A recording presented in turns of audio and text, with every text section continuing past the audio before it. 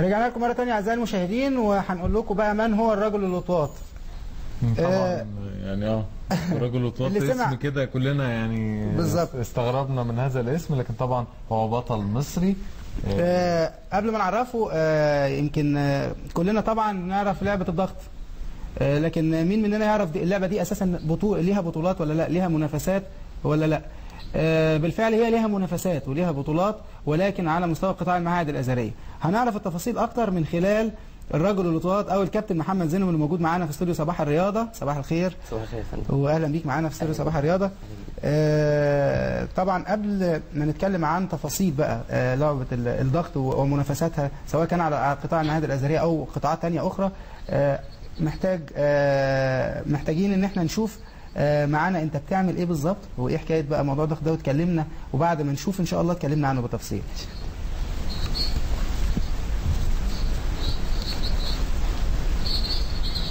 ده على صباع واحد ممكن بالظبط، ممكن تشرح لنا بقى انت بتعمل ايه بالظبط بالتفصيل يعني باللي احنا شايفينه ده؟ ده يا فندم بعمل تمرين ضغط على صباع واحد بايد واحده. طبعا هو الرقم اصلا بتاع جينيس 8 عدات ضغط على صباعين 2 بايد واحده، 8 عدات في الدقيقه. فهو طبعا واضح ان ده اقل من الدقيقه يعني. فانا بلعب على صباع واحد، يعني كده انا كاسبها كما ونوعا. انا بجيب 45 عدد ضغط على صباع واحد بايد واحده. هو ممكن مش مكمل كل عدد في التسجيل، بس هو طبعا انا بجيب الحمد لله اكتر من كده، يعني ان هو يعني مجرد بس عدات بتظهر ايه اللي انا بعمله. انما ده الضغط على صباعين 2 بايد واحده، هو ده الرقم بتاع جينيس. جينيس بعتت لي الورق الرسمي المعتمد اللي هو 8 عدات بس من ايه؟ 8 عدات في الدقيقه، ضغط على صباعين 2 بايد واحده. الدراع بيتني حسب قوانين جينيس ل 90 درجه، بتعمل تانية في الكوع 90 درجه، ما يلمسش الارض غير الصباعين دولت. عشان تحقق الحاجه بتاعتك ديت لازم بيكون في حد بيظبط لك الستوب واتش او الوقت، بيكون في حد متخصص في المجال بتاعك دوت. وبرضه انا كسرت الرقم بتاع الضغط على 10 صوابع في الدقيقه، هو الرقم بتاعها 105، انا جبت 116 وبرضه موجوده معايا فيديو. وفي اللي هو البطن بحمل 100 كيلو، تشيل 100 كيلو على الصدر وتلعب بيها بطن. الرقم بتاع جينيس 51 عده في الدقيقه، انا بجيب 59 عده، بتبقى شايل 100 كيلو على صدرك. وفي اللي هو الضغط يعني انت جاهز لدخول الموسوعه لكن لسه ما دخلتهاش؟ لا لسه ما دخلتهاش. اجراءات بقى دخول الموسوعه. هو نتكلم بقى عن اكتشاف لموهبتك او لا شاني معلش، يعني قبل ما نتكلم عن موضوع دخول الموسوعه ده، طبعا احنا شفنا بعض الحركات اللي انت بتعملها في قصه انك بتلعب ضغط على اصبع وصباعين.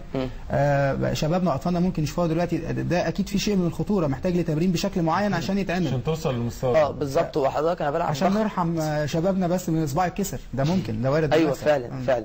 وانا بلعب ضغط حضرتك من وانا عندي 5 سنين. نعم.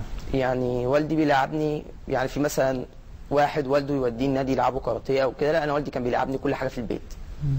والدي لعبني لعبه جيوجيتسو ولعبني في نقطه الشوارع، وانا عارف يعني هو اصلا ما شاء الله عليه فاهم في الحاجات دي قوي، وكان بيدرب كمان جوه قلب الجيش المصري، فيعني فهمت منه حاجات وتعلمت منه حاجات كتير. ولعبت وانا عندي 5 سنين دي كنت بجيب 100 عدد ضغط. البطن بهذه الطريقه طبعا في منتهى الخطوره، اكيد خدت وقت كتير جدا من التدريب يعني. طبيعه الحال، بس هو برضو اصلا زي ما بقول لحضرتك انت بتلعب التمرين العادي او اللي هو دوت لغايه لما توصل فيه لمرحله كبيره، يعني انا بجيب 2000 عدد ضغط في الساعه.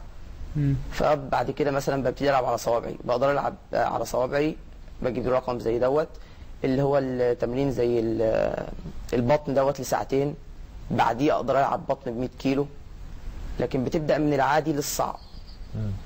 بس طبعا مثابره كبيره جدا او وقت كبير جدا بتاخده عشان خاطر توصل. مع حضرتك انا من سن 5 سنين بلعب. انت عندك 24 سنه دلوقتي؟ انا دلوقتي خاصه بال 25.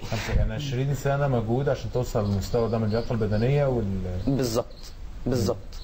يعني والدك اكيد اكتشف فيك موهبه معينه، عشان يعني اي طفل ممكن ما عندوش الموهبه دي او ما عندوش القوه الجسمانيه دي او عضلاته ما تستحملش، ممكن يتعرض لمشاكل كتير جدا، تشوهات، مشاكل كتير جدا بالظبط. لكن هو والدك وجد فيك بحكم خبرته، حضرتك بتقول في القوات المسلحه، وجد فيك مكونات بدنيه او لياقه بدنيه معينه ممكن توصل لهذا المستوى.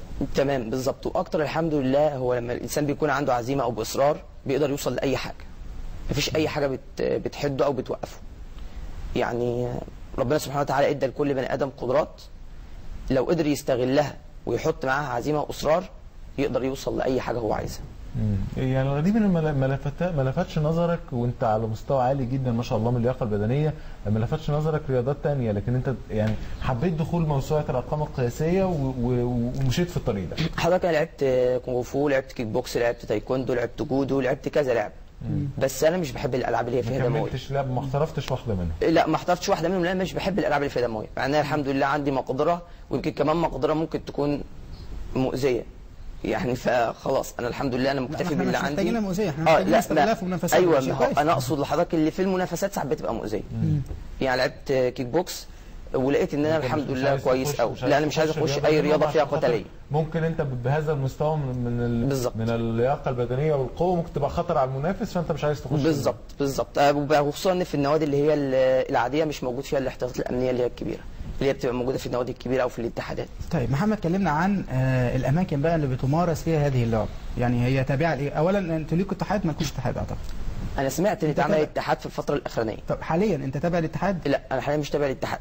يعني انت بتعمل الموضوع ده بمجهود؟ انا موضوعي اتعرض على وزاره الشباب والرياضه واترفض لعدم الاختصاص. المجلس القومي للرياضه. المجلس القومي للرياضه واترفض لعدم الاختصاص، وطبعا ديت حاجه يعني فظيعه. مفيش اتحاد يعني، ما هو برضه ما هو حضرتك يعني ازاي انت هتدرج يعني السؤال؟ لا بس عدم الاختصاص دي مشكله كبيره. انا بلعب رياضه، انا بلعب رياضه وبسجل رقم عالمي، هو الرقم دوت مش اسمه مصر بتنضاف فيه. السؤال انت المفروض نقدر نقول انك انت تابع للمجلس القومي للرياضه ولا المجلس القومي للشباب، على اساس ان ده تابع لقطاع المعاهد الازهريه؟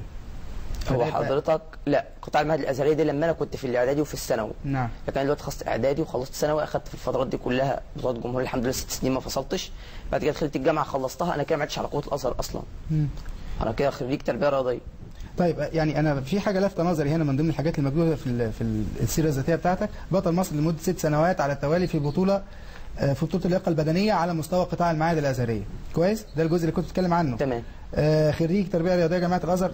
يعني انت شاركت في بطولات، يعني على حسب معلوماتي ان الرقم له علاقه بحد من فلسطين ايضا، او بلاعب من فلسطين.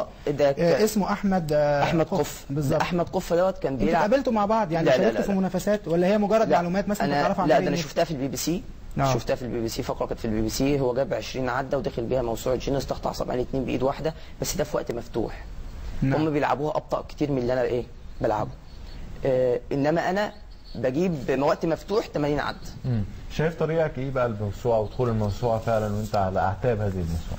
ربنا يبارك في حضرتك. هو انا كان عندي موسوعه جينيس كانت طالبه مني، لان انا ما كنتش وصلت لطريقه التسجيل ديت، وجينيس ما كانتش بعتت لي الورق ديت، كنت محتاج حدود 200,000 جنيه. فبدات ادور على سبونسر، طبعا لما الموضوع ده على وزاره الشباب والرياضه واخد رفض. 200,000 جنيه علشان ايه يعني؟ 100,000 جنيه تقريبا اللي هي بتاعه الحكم، مجيء مصاريف بس تكلفه الحكم، تذكره طيران للحكم، دعوه، درجه اولى، فندق 5 نجوم، المواصلات كلها على حسابك. دي طبعا المفروض انت بتاع الحدث انت اللي بتعملها. عشان كده محتاج لل 200,000؟ لل 200,000 دلوقتي خلاص انا ما عادش محتاج لل 200,000، وجينيس بعتت لي الورق. طيب قبل ما نختم يعني خلينا نتكلم معاك بصراحه، انت محتاج ل 200,000 علشان لا ما عدتش خلاص محتاج ل 200,000 خلاص، انا جينيس بعتت لي الورق. تمام. وتقول ان الرقم بتاعنا 8 عدات. الرقم بتاعي 8 عدات، وانا الرقم اللي انا بكسره في الدقيقه 50 عد. طب هيبعتوا لك حد ولا هتروح لهم؟ لا لازم انا اجيب هنا اتنين من الشخصيات العامه، ممثلين، وزراء، حد اتمنى زي دكتور زي حواس، حد من الناس ديت بتحضر وبتعمل بتشوف الحدث وهو بيحصل قدامها، وبيجي واحد خبير او مختص في الحاجه بتاعتي ديت، زي دكتور جامعه متخصص في الحاجه دي، مثلا زي العاب قوه، دكتور في كليه التربيه الرياضيه. الصعوبه في ده وبيشوف. هو حاليا ما فيش صعوبه والحمد لله. قناه النيل هنا استاذ مصطفى حسين شاكرا قال لي ان هو ان شاء الله رب هو هيطلع بالكاميرات، هو كان تكلفه الكاميرات وتكلفه التصوير، قال لي انا هصور لك انا بيها.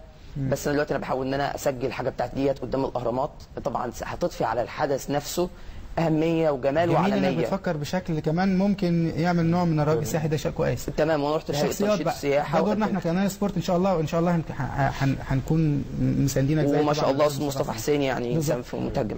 ايه ناقص تاني او ايه مشكلتك تاني في الموضوع؟ هو كده خلاص ببعت الشهاده، ببعت الحاجه وبتوصل لي الشهاده بعد شهرين، بعد اسبوعين، التسجيلات نفسها بعد التسجيلات ببعت التسجيلات، وببعت ورق بيتكتب، واللي هي التقرير اللي الناس بتكتبها اللي شافت الحادثه، الاثنين الشخصيات العامه ديت والحكم او اللي هو الخبير، وبيجي 2 ستوب واتش متخصصين، وبتدخل الموسوعه. وبدخل الموسوعه ان شاء الله ربنا يوفقك وتدخل الموسوعه يا محمد طبعا. والاهم من ده كمان اذا كانت ممكن يتم ادراج المنافسات اللي